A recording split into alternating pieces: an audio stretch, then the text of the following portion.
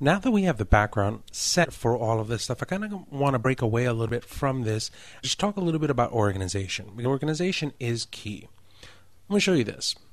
If you click on the downloads folder, you're going to be able to get this. This is something that I like to call it's a sample client folder.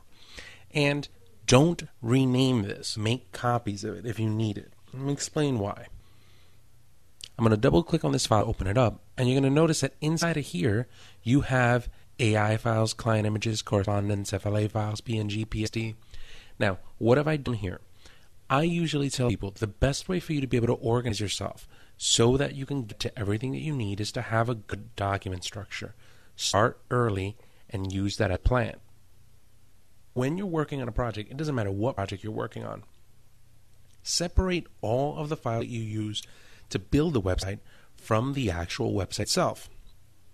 So what I do is I keep a folder called a sample client folder.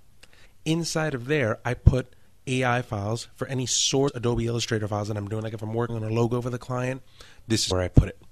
If the client gives me any images, I'll go ahead and I'll put that inside of the client images folder.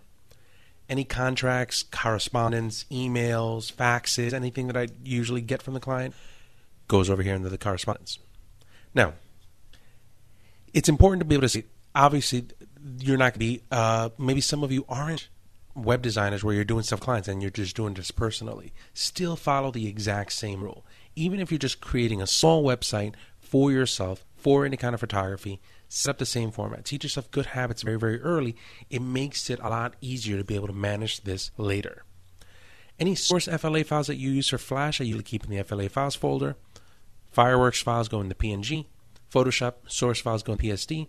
And then this site here is the website root. That's the start of the website that I publish and define inside of DreamWeaver. You'll notice that inside of there, I have something called a Photoshop sliced export file. That's where I throw any slices that I usually pick up out of Photoshop. Now, all of this stuff is already set up for you. All you have to do is just implement it. And important, when you define your website inside of DreamWeaver, make sure that you're defining to this website root folder and not your sample client folder. If you upload this to your client, then you've invariably given your client access to all of this and the website. And not to mention the fact that they're probably not going to be able to see the website because it's buried in here. So I usually tell people, this is the project that you're working on, and then this is the folder inside of the project that you're synchronizing with the web. Once you have this all set, the easiest thing for you to do, now that you have it, you can just download it off your downloads, is just make a duplicate of it. So watch. I'm going to make a duplicate using Command D, or you could just do a copy paste in Windows. Notice that I have sample client folder copy. So the next time I start a project, I just turn around and just make a copy. And let's say that I call it Hudson Valley Conservatory. Now that I do that, I can double click in here, throw all of the stuff for them in here. Publish all of the stuff on the website here.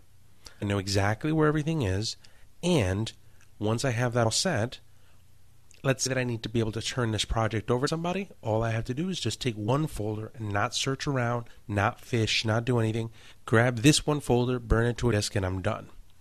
What I'm going to do here to just kind of finish this off is I'm going to take this, and I'm going to go to File, and I'm going to go to Save As, and for myself, I'm going to go to the Hudson Valley Conservatory, and I'm going to go to the PSD file section, and I'm going to call this Web Comp 1. Now, I'm working on this project. I'm not going to turn it over because there's probably some images that I don't want to give you guys because of copyright and all that stuff. The important part here is that you do this on your images, that you do this with your projects. So the sample client folder is going to help you. Now all you have to do is duplicate and fill those folders up with your information. Let's go ahead and start working on adding a little bit more now to this web.